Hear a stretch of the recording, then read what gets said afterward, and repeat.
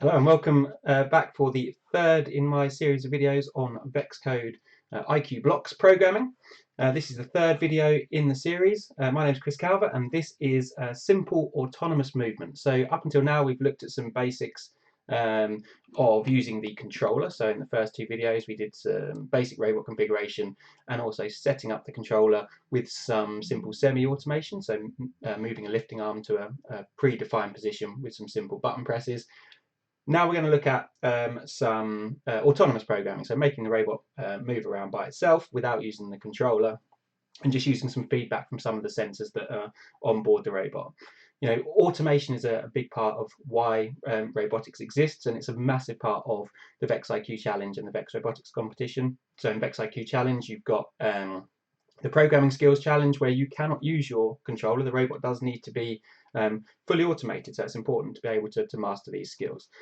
So again, for this one, as per with the previous videos, we're using the Flex robot as our sort of basic starter robot to work with, and for sensors on this for today, I'm only looking at the gyro. So we're going to be using the integrated motor encoders, the encoders that are actually internal to the motors that tell us how far the motors have rotated, and the gyro, which tells us how far the robot has rotated when we're turning left and right. So physically, how far the robot has moved.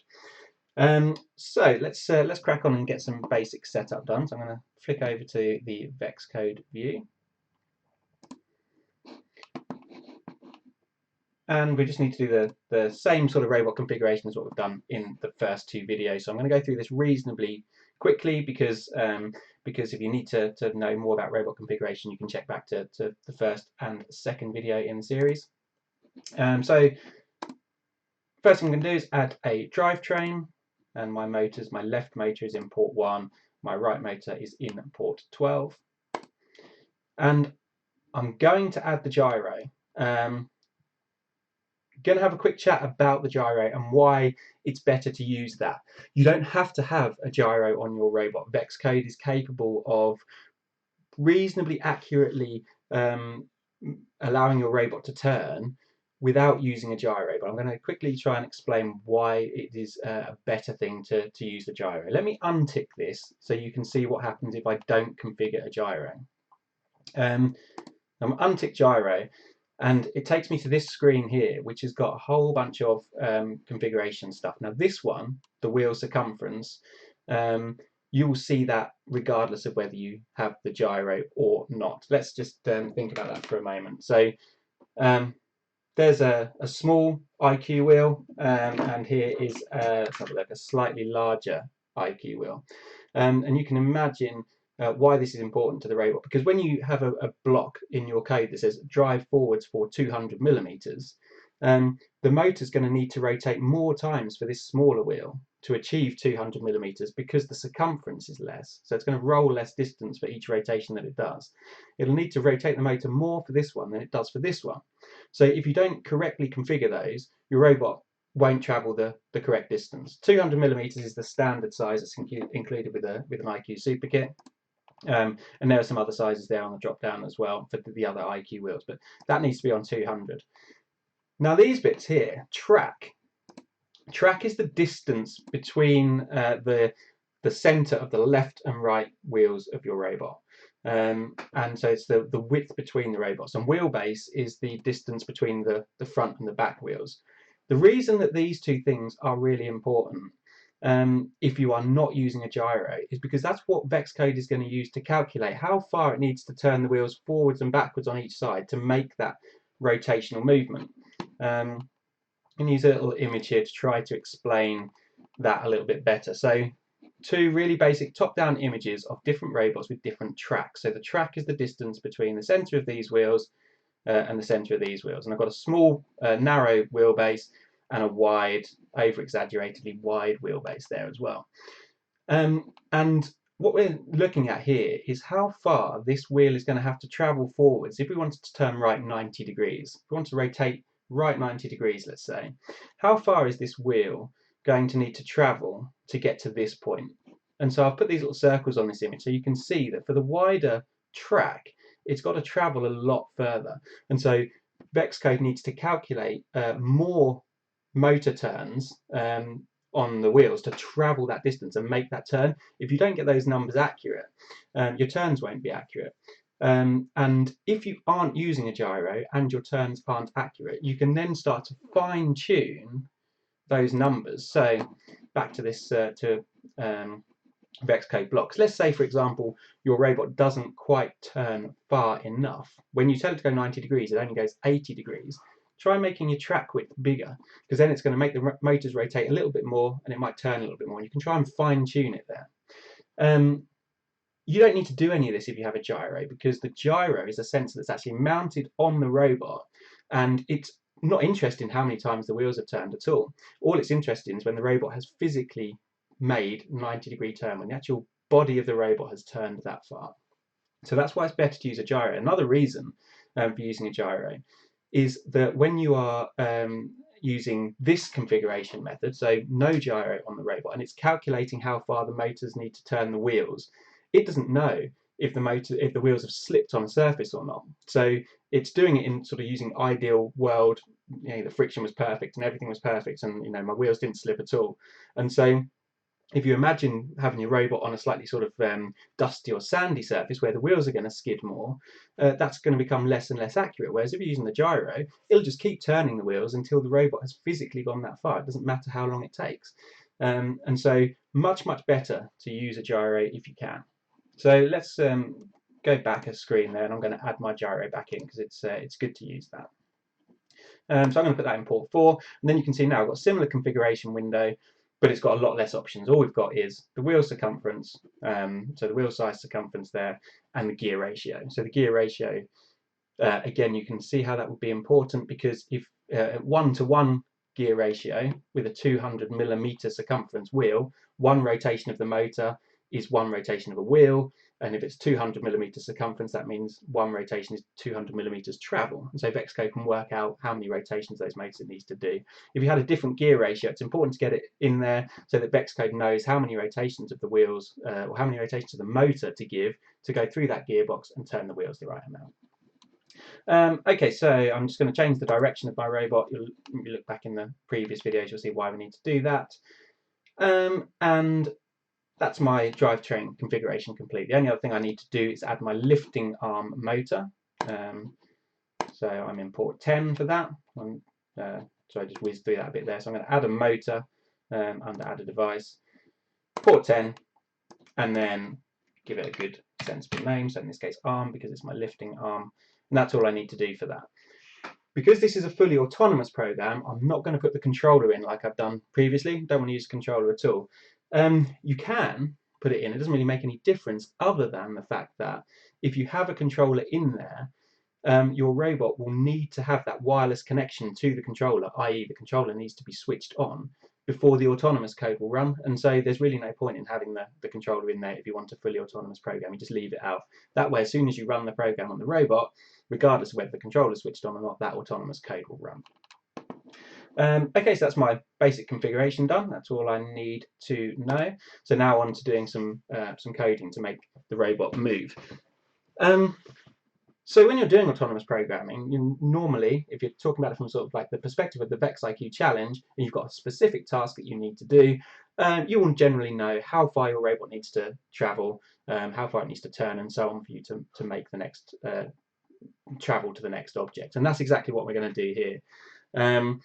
Now, you might remember previously in the second video when we looked at semi-automation, we looked at the device info screen, and that's going to come in really handy for this part of the coding as well, when we want to make things autonomous.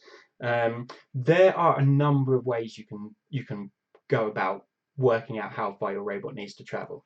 On the IQ field, each of those squares that you see on the standard IQ field, so each of these black squares that's marked out on the field, those are 305mm. So you can use those as an estimate. You can say I need to travel 1 square forward or 2 squares forward, and roughly estimate how far that needs to be. You could get a tape measure out or a ruler, and you could measure how far you wanted to travel.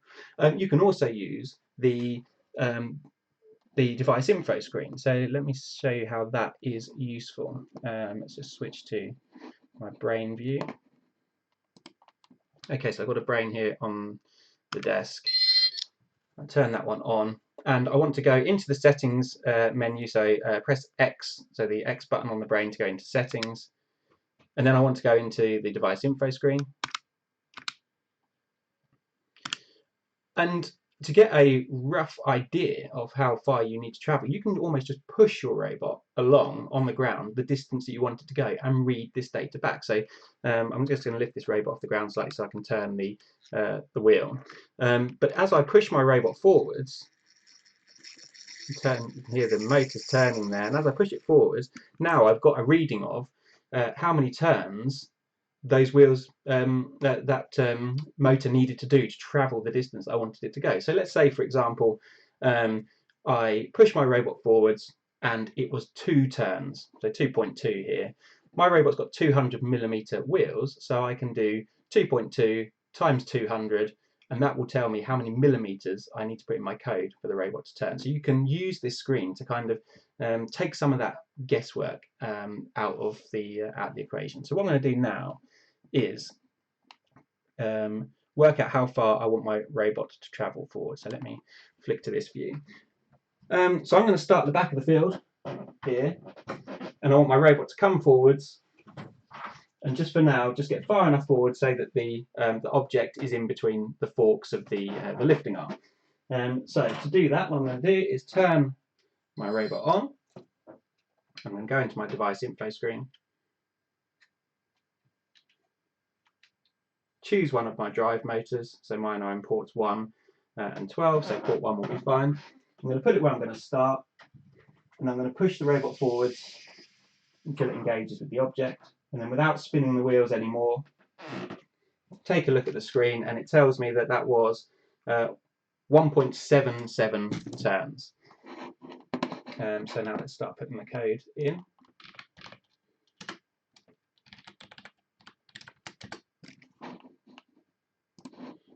So what I want is on the drivetrain, the drive forwards command. I'm going to switch it to millimeters for me because I prefer to work in metric. And so now I need to work out how far I need to travel. So get my calculator, and it's 1.77 was the number of rotations times 200mm because that's the diameter of the wheel on my robot. So 354mm. So I'm just going to change that to 360, 360mm, and give that a try. So in here, 360mm, that's how far I want my robot to travel. I'm just going to keep it that simple for now. Let's download that to the robot. So I need to give my program a name.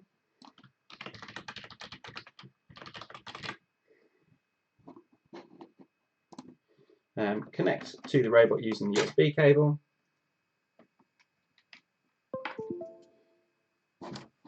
And I'm going to download that into slot 1. So just make sure slot 1 is selected there. And hit download. Okay, so now I'm going to put the robot on the field where at the back there, that's on, I know my known starting point is to my object. Run that code. And just check that it drives far enough forward to engage with the object. That's great. That's about perfect. Just nudged it forward a bit. That's absolutely fine. So now what I want to do is work out how far my lifting arm needs to come up in order to raise that off the ground. Now I've got some rough figures in my mind that I'm going to use for that from the second video that I did where we were putting some semi-automation in, because now what I want to do is bring that object round and place it on the platform at the far side, and I think it was 0.9 turns from memory of the video I did the other day. So let's go back to the code. And after I've driven forwards for 360mm, I now want to lift the arm up. So I'm going to spin my arm forwards. I'm going to spin to position. I'm going to use the spin to position command like I was using the other day. So I'm going to spin it to change this to turns because I was working in turns rather than degrees. I'm going to put it 0.9 turns. Now again, I can get that information from using device info. I can just go into the device info screen, move to the port for my arm motor, lift the arm up to the height I want, read that value, and then use that in my code. So I'm going to say 0.9. Then I need to drive forwards a bit further. So now that's going to help me lift up to here. I then need to drive forwards to here. So it's basically the same sort of distance again, another square. So I'm going to go, I'm going to repeat that 360 millimeters. I might need to fine tune this a little bit. I'm going to say drive forwards, another 360 millimeters. At this point, I need to turn right 90 degrees to face towards the platform. So turn right 90 degrees. This is using the gyro, so it should be a fairly accurate turn. I'll show you some things with the gyro in a moment that are really useful to know. But so let's go with that, and so build and test your program in stages. So I'm going to test that part now and see how close that is to what I need for my robot to get to the right spot. So connect the USB cable. Let's update the program, download that.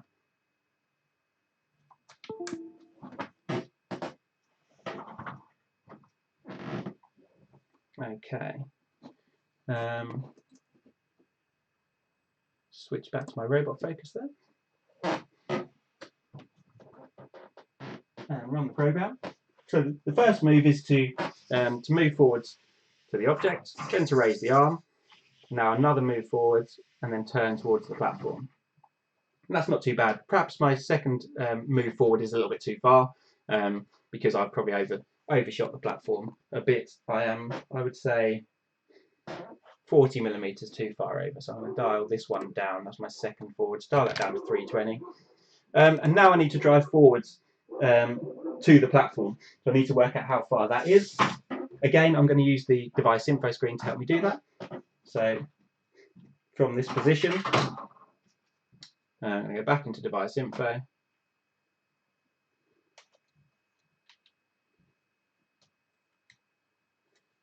Switch to my first motor. And from here, just work out how far I need to travel forward to get over the platform.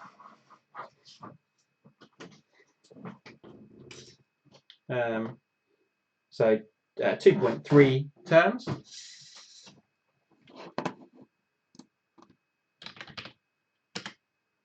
So I can do 2.3 times 200, so 460 millimeters.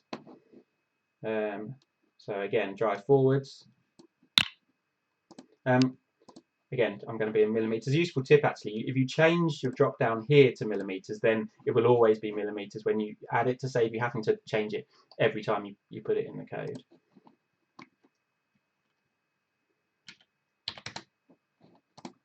So when I've arrived at the platform, I then need to lower my arm down to place the object on the platform. And I think, again, going from what I remember, it was 0.6 rotations, or 0.6 turns. So I'm going to drop my spin arm to position, change that to turns because I'm working in turns, not degrees. 0.6 to place it down, and then I just need to reverse up to clear the object. And for now, this can just be an arbitrary number. I'm going to go with 300 millimeters. I'm going to drive in reverse 300 millimeters to clear the object. So hopefully that will get me somewhere near. Let's have a look. So download the program.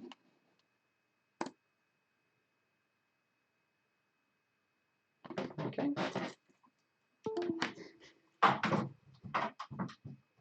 Robot in position, object in position, and off we go.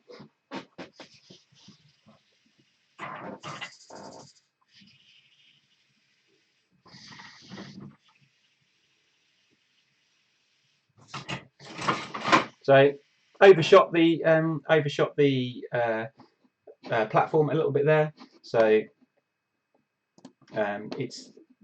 this was my drive forward to platform, and I can reduce that number. But you can see now how you can start to work using the device info screen and a bit of testing to get your distances of travel correct. So I'm going to say that will probably be more like 400. Something that's really worth doing when you're starting to build up code like this is put comments in, and VEXcode has the ability here using the grey button at the bottom of the command list, which is comments, and I can drop in a command block. So I could say here, just before this block, I could put a little comment in to say raise the arm. And so as your program starts to get bigger and you've got more and more commands in there, you can more easily find the sections place object on platform. So commenting your code is a really useful habit to get into. It means that other people can look at your code and pick up what it's trying to do, and also it means that when you're trying to fault find, it's easier to get to the right place in your code to do it. Okay, so the last thing really I want to talk about in this video is the gyro and how that, whilst it's a much better way of turning, some of the things you need to consider when you're using it. Let me try and demonstrate this. Oops, just breaking my robot there. Put this back together. So what I want to demonstrate is inertia. Now, if you imagine when your robot is turning, the faster it turns, the more inertia it has, and the more it wants to travel past the point that you're aiming for. Now, VEXcode has got some built-in compensation for that, which is what I want to try and demonstrate for you. Let me just break that part of the code off. So this is no longer part of my program because it's not connected to an event. So if this never happens, I can just leave that part over there for a minute. What I'm going to do is on my drivetrain, I'm going to set the turn velocity to 100%. So that means the speed at which the robot turns now is the fastest that it can do. And I will try to get it to turn 90 degrees. What I'm also going to do is I'm going to put the arm up at the very start. So the arm is out in front, and so it's got that weight, that inertia that's going to carry it around. So, whoops, that's the wrong block. I put my drive stopping there. I want motion arm stopping to hold, so that it holds in the right place. And I'm going to raise it up to about the halfway point, which is give or take about 0.6 turns. And then we're going to turn flat out and see what happens. So let's connect that. Download my code. And I'm going to put the robot here on this black line, so we can see how far it sort of turns in relate. We can use that as our 90-degree reference point, and see what happens. So as I run it, the arm raises up, it turns really fast, and now I don't know if you saw at the end there, in fact it might be better if I start the robot in a different orientation to make that a bit clearer. What it did was it overshot, and then VEXcode, the sort of internal workings of the program, detected that it had overshot, and it gradually crept back to try and get to the 90-degree position. Let me try it doing this way, so you might be able to see that a bit clearer. Okay, so now that time it's overshot and it's stayed in an overshoot position. So sometimes it will try and drag itself back to the correct position. Now, the point I'm making there is that it's very important to try to get the speed, the optimum for the turn and the weight that you have. So sometimes turning at full speed is not the best solution. Let me try and run that one more time.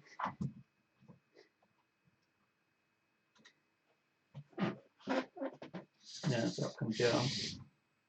There, and you see that time it overshot and then it brought itself back. And so sometimes by turning slightly slower in the first place, you're actually saving time, because that overshoot takes time to correct, Whereas if you turn slower to that position in the first place and just and it didn't overshoot, didn't have that inertia, then that would probably be more efficient in a competition environment. So that's certainly something to think about when you're developing your autonomous programs. And the same can be said for driving around the field. At times, there's a lot of times where you want to be at 100% drivetrain speed, so the robot's going as fast as it can, especially if you're traveling over long distances.